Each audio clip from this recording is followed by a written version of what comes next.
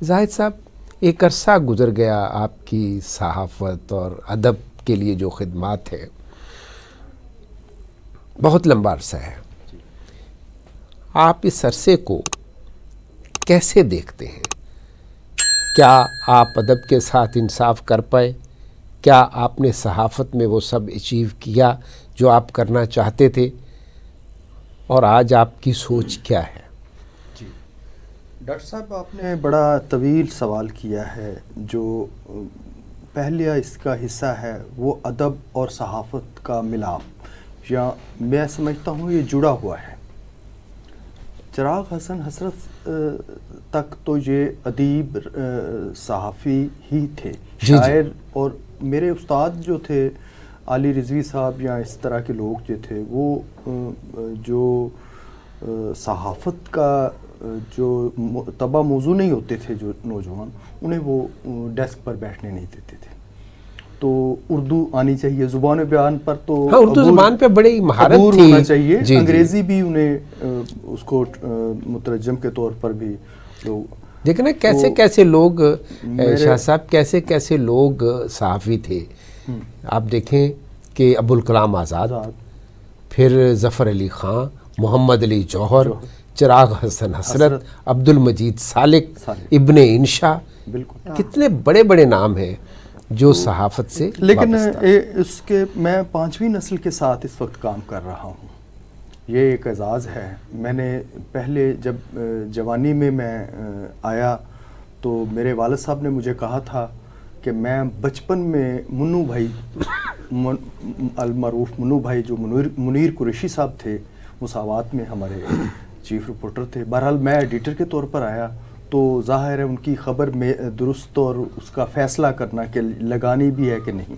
ظاہر ہے یہ تو ڈیسک والوں کا کام ہوتا ہے. والد کے ساتھ میرا یہ مکالمہ رہتا تھا کہ آپ کا جو پسندیدہ شاعر تھا وہ میرا آج کل رپورٹر ہے، میں ایڈیٹر ہوں اس کا.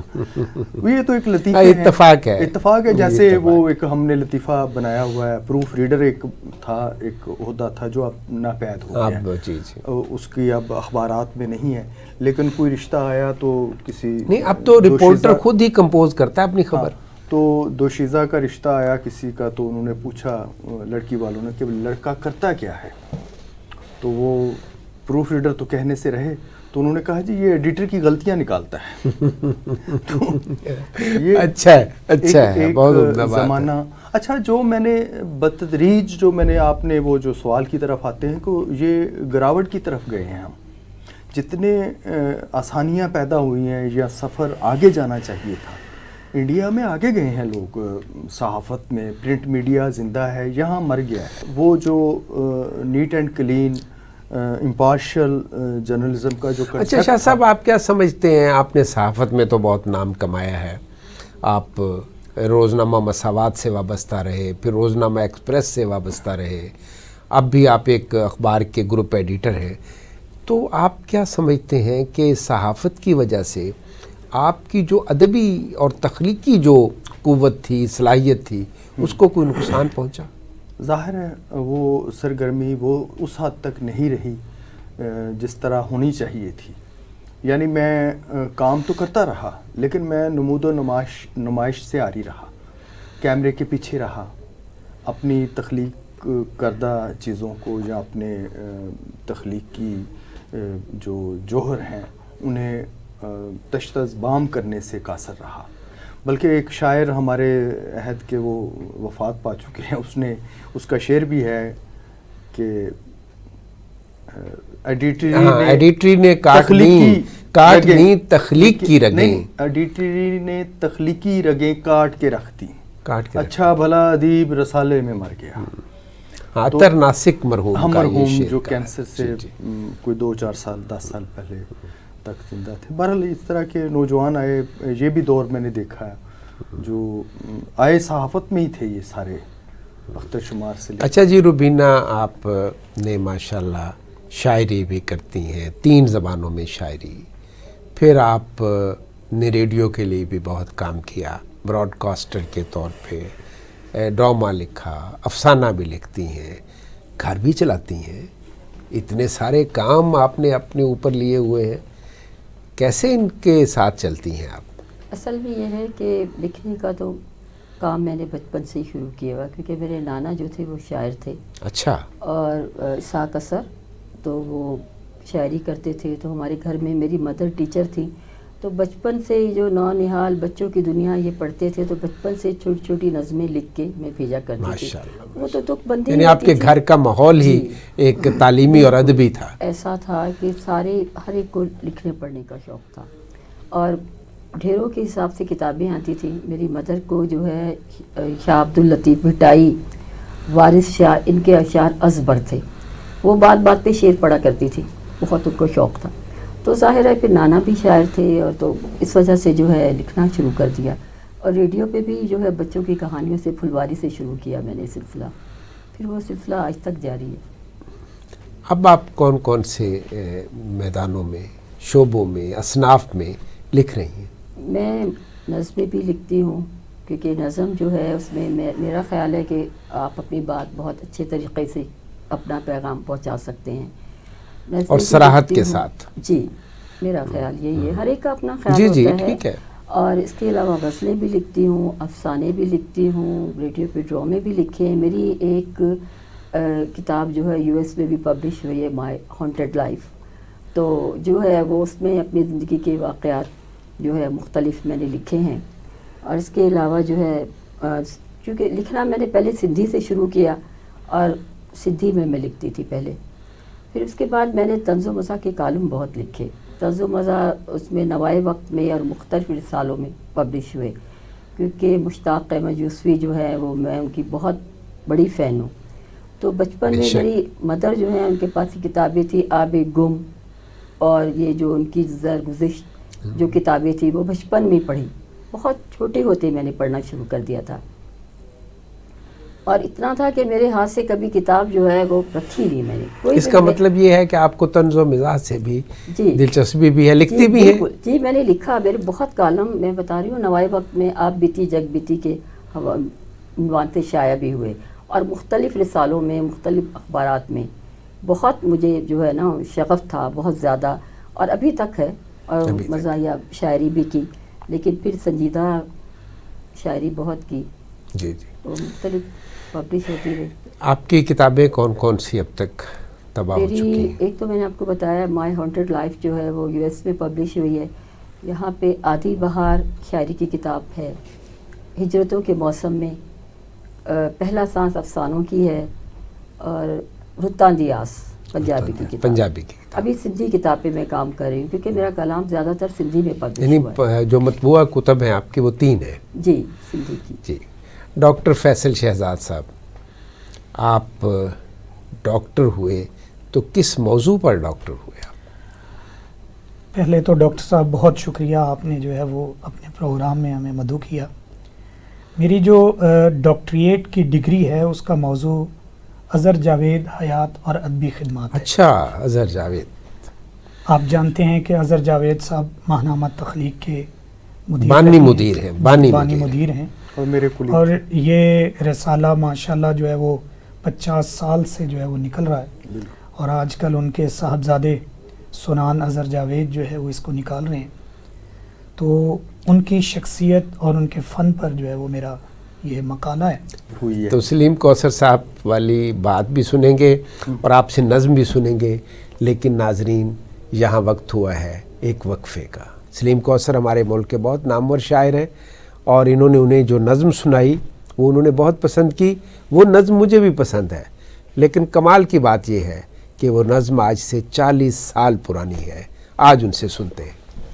جی، تو ڈاکٹر صاحب بغیر کسی تمہید کے جی. نظم ہی شروع کی جائے. اس کا عنوان ہے الجھن، اور ابھی میں نے اس کو حوصلہ دے دیا. اس کا جی جی، عنوان جو ہے نا، وہ ایک لڑکی جو لامبی زلفوں رسیلے ہونٹوں کمل سی آنکھوں کی مالکہ ہے. واہ. وہ ایک لڑکی جو لامبی زلفوں رسیلے ہونٹوں کمل سی آنکھوں کی مالکہ ہے. واہ. وہ ایک لڑکی جو بے نیازی کی سرحدوں سے بس ایک निगाह गलत से ही मुझको देखती है। आहा, क्या बात मैं अच्छी उससे क्या बात। ये कहना चाहता हूँ मैं उससे ये कहना चाहता हूँ, कहना वाह कि वाह मैं गलत आदमी नहीं हूँ। वाह, वाह, वो एक लड़की जो बेनियाजी की सरहदों से बस एक निगाह गलत से ही मुझको देखती है, मैं उससे ये कहना चाहता हूँ कि मैं गलत आदमी नहीं हूँ। मैं उसकी जुल्फ़ों, रसीले होंठों, कमल सी आँखों को देखना ही सवाब समझूं। आहा हा हा हा, देखना ही सवाब समझो, वाह मैं वाह। उससे ये कहना चाहता हूँ हम्म, कि मैं गलत आदमी नहीं हूँ। मैं उसकी जुल्फ़ों, रसीले होंठों, कमल सी आँखों को देखना ही सवाब समझूं। मैं उसको ये कहना चाहता हूँ कि मेरे जैसे गुनाहगारों को जो गलत आदमी नहीं है, अपनी झोली में ढेर सारे सवाब भरने का हौसला दे। आहा, वाह, मोहब्बतों के न्याज़मंदों को बेनियाजी की सरहदों से गलत निगाहों से यूं ना देखे, आहा, मगर वाह, ये वाह। कहने का हौसला ही नहीं है मुझे। नहीं है मुझ में, क्या बात, वाह क्या वाह बात। वाह वाह, बहुत उम्दा। बहुत बहुत उम्दा, अच्छा, बहुत अच्छा। उम्दा। ये जी रुबीना राजपूत साहिबा, अब कलाम का दौर चला है तो आपका कलाम भी जी एक गज़ल के चंद अशार हैं। तेरे तिलिस्म से, ये किस किताब से है? जी ये मेरी किताब है हिजरतों के मौसम में। हिजरतों के मौसम में, इजाज़त जी इरशाद। अर्ज़ है, तेरे तिलिस्म से निकले हुए ज़माने हुए, वाह, तेरे तिलिस्म से निकले हुए ज़माने हुए, मुझे तो खुद से भी बिछड़े हुए ज़माने। वाह वाह, समेट रखी हैं पलकों से किरचियाँ दिल की, हम्म, समेट रखी हैं पलकों से किरचियाँ दिल की, कि खुश नज़र की हदों से मिले ज़माने हुए। आहा, वाह वाह वाह कहाँ मिली हमें मंजिल तलब के रास्ते की, वाह वाह वाह, कहाँ मिली हमें मंजिल तलब के रास्ते की, कि तेरे साथ तो चलते हुए ज़माने हुए। वाह वाह वाह, सहीफ़ा फिर कोई आए ज़मीन शायरी पर, हम्म, सहीफ़ा फिर कोई आए ज़मीन शायरी शायरी पर, पर। कि आसमान से उतरे हुए ज़माने जमाने हुए, वाह वाह वाह तेरे वाह दिल वाह वाह, से निकले हुए ज़माने हुए। क्या कहने, क्या कहने, एक और गज़ल कुछ के और चंद जी, अशार। जी, तेरा ही अक्स गुले तर दिखा रहा है मुझे, तेरा ही अक्स गुले तर दिखा रहा है मुझे, तू आ रहा है ये मौसम बता रहा है। वाह वाह वाह, तेरे ख्याल की परवाज़े बेकरां की हो खैर, वाह वाह, तेरे ख्याल की परवाज़े बेकरां की हो खैर, ज़मीन से सूए फलक लेके जा रहा है। आहा, वाह है मेहरबान बहुत गर्दिशे ज़मीन व ज़मा, वाह वाह, है मेहरबान बहुत गर्दिशे ज़मीन व ज़मा, पिछड़ न जाए कहीं खौफ आ रहा है मुझे। वाह वाह वाह, माशा, ये गम नहीं कि तेरा शहर छोड़ आई हूँ, ये गम नहीं, ये गम नहीं नहीं कि तेरा क्या शहर छोड़ आई आई हूँ, ये देख दश्ते तमन्ना सजा रहा है मुझे। वाह वाह वाह, कि राजुहात से मेरी कलम ए रूबी, वो शहर फिक्र सुखन याद आ रहा है मुझे। वाह वाह वाह। तेरा ही अक्स। अच्छा डॉक्टर फैसल शहजाद साहब, अदब में एक वो तबका है जो तख्लीकी कुव्वत के साथ आगे बढ़ता है, जी और एक तबका अदब में वो है जो कब्ज़ा ग्रुप जिसे हम कह सकते हैं, जी जी वो भी मौजूद है, और वो सारे का सारा खुद समेटने की कोशिश करता है, बिल्कुल ऐसा ही है। और वो रास्ते में रुकावटें भी खड़ा करता है उन लोगों के लिए जो जेन्युइन है और जो फितरी अदीब है, फितरी शायर है। तो आप क्या समझते हैं कि ये जो अदब में ये जो कब्ज़े का एक रुझान है या इजारादारी का जो रुझान है, ये इससे कोई फ़ायदा पहुंच रहा है या नुकसान हो रहा है हमारे अदब को? डॉक्टर साहब, इससे नुकसान हो रहा है। असल में जो बंदा अजारादारी का जो है वो माहिर हो, वो हमेशा सियासत और जो है वो मेज़ के नीचे से जो है वो हाथ वाले काम करने का जो है वो आदी होता है, और ऐसे लोग जो है वो जेन्युइन अदीब के जो है वो इस्तेहसाल करते हैं। और जब जेन्युइन जो अदीब है उसका इस्तेहसाल होता है तो वो बेचारा घबरा जाता है, اس کو سامنے جو ہے وہ اندھیرا نظر آتا ہے, کوئی راہ جو ہے وہ دکھائی نہیں دیتی, جس کی وجہ سے یہ لوگ جو ہے وہ اور طاقتور ہوتے چلے جاتے ہیں, اور یہ انہی ہتھ کنڈوں کی بنا پر اپنے آپ کو جو ہے وہ آگے نمایاں کرتے ہیں اور پوری دنیا میں جو ہے وہ شہرتیں سمیٹتے چلے جاتے ہیں, جس کی وجہ سے جو عام ادیب ہے, جو اچھا جینون ادیب ہے, وہ بیچارہ پسماندہ ہی رہ جاتا ہے اور پیچھے ہی رہ جاتا ہے. اچھا, اس کے جو محرکات ہیں زاہد صاحب, جی, یہ ان لوگوں کو بہرحال کہیں نہ کہیں کوئی حکومتی سرکاری سپورٹ بھی تو حاصل ہوتی ہے نا, ورنہ ایسے ممکن تو نہیں ہے کہ وہ سارے ہی وسائل پر جو ادبی وسائل ہیں ان پر قابض ہو پورا جائیں. معاشرہ ہمارا گراوٹ کی طرف ہے. اصل میں غالب نے کہا تھا کہ شاعر سے بڑا رتبہ شعر فہم کا ہے. واہ. اب یہاں شاعروں کی جینون جو شاعر ہیں, کسی گاؤں میں بیٹھا ہے بیچارہ, بہت اچھا شعر کہہ رہا ہے, تو اس کی وہ حیثیت نہیں ہے جو کسی بڑے شہر میں میڈیا کے سامنے آ کر اپنے ڈنڈورچیوں کے ساتھ واہ واہ کی ایک بلند آوازیں کسنے سے جو اس نے اپنا ایک جعلی یا جس طرح آپ سیاست میں ہوا ہے. آپ دیکھیں نا, یہ تقریبات بھی ہو رہی ہیں, سرکاری سطح پر جو تقریبات ہو رہی ہیں اس وقت, مشاعرے ہو رہے ہیں, اس میں بھی چند مخصوص لوگ ہیں جو بار بار آتے ہیں اور انہیں کو بلایا جاتا ہے اور انہیں کو اعزازیے سے نوازا جاتا ہے. بالکل آپ نے بجا فرمایا ڈاکٹر صاحب, یہ سارا ایک وہ مافیا ہے, ادب میں بھی سرایت کر گیا. حالانکہ ادب کو اس سے الگ سمجھا گیا, خالص ہونا چاہیے تھا, خالص ہونا چاہیے. خالصتاً جو شاعر ہے طبع موضوع ہے, جو جس کی اپنی ایک شناخت ہے, یا جو جیسا بھی ساغر صدیقی جس زمانے میں تھا تو لوگوں نے اسے پھر بھی پذیرائی ملی. ڈاکٹر صاحب میں سمجھتا ہوں کہ یہ جو تعلقات ہیں نا, ہاں نہیں یہ ان کی بنا پر بھی لوگ جو ہے وہ آگے آتے ہیں اور اپنے تعلقات کو استعمال کرتے ہوئے. جو شعر تو بڑا پرانا ہے کسی شاید, کہ فن کے ٹھیکیدار یہاں جو دانشور کہلاتے ہیں, نئی صدائیں لاکھ دبائیں شاعر کا فن بولے گا. فن بولے گا, واہ. تو یہ رکنے والا نہیں ہے کام, یہ اگلی صدی میں ظاہر ہو جائے گا. جب اچھا, یہ ہمیشہ سے یہ رہا شعور ہے نا, درباری شاعر جو ہے وہ تو ہمیشہ سے رہے, میر کے زمانے سے بھی پہلے دکنی دور سے لے کر آج تک جو درباری شاعر ہے, درباری ادیب ہے, وہ موجود ہے. وہ واقعہ بڑا مشہور ہے کہ وہ جب ذوق دربار سے بڑا رسوا یا دل برداشتہ ہو کر نکلے تو شاعری ترک کرنے کا انہوں نے اظہار کیا کہ میں سوچ رہا تھا کہ شاعری ترک کر دوں, میری بڑی وہ یہاں ہوئی ہے تضحیق ہوئی ہے یا عزت نفس پر جو. تو وہ گزر رہے تھے وہاں, کوئی بازار حسن سے ان کا گزر ہوا تو کوئی معروف, مجھے نام بھول گیا, بائی وہ گا رہی تھی, ان کا کلام گا رہی تھی, کلام ان کا گا رہی تھی. وہاں سے انہوں نے ارادہ بدل دیا, انہوں نے کہا نہیں میں زندہ رہنے والا شاعر ہوں. واہ واہ واہ. اور واقعی اچھا غالب اس صدی کا بھی شاعر ہے اور آنے والی صدی کا بھی شاعر. اچھا روبینہ, اس دور میں ایک تو یہ جو طوائفیں تھیں یہ بہت عمدہ گاتی تھیں, اور ایک اور طبقہ بھی تھا, وہ تھے گداگر. جی جی بالکل. گداگر بہت عمدہ غزلیں گاتے تھے, کلام کا انتخاب کرتے تھے اور گلیوں میں گاتے ہوئے لوگوں تک پہنچاتے تھے. اچھا, یہ جو ہم بات کر رہے ہیں کہ جو ادب میں, ہاں یہ ایک میڈیا تھا, میڈیا کی ایک شکل تھی. کیونکہ اس زمانے میں جیسے آج کل ٹی وی ہے اور یہ چیزیں نہیں ہوا کرتی تھی, تو پھر ادب کو جو ہے عام لوگوں تک پہنچانے میں گداگر اور جو خواص میں طوائفوں کا کردار رہا ہے, کیونکہ طوائفیں تو صرف خواص کے لیکن غالب نے ان سب کو شعر فہم قرار دیا ہے.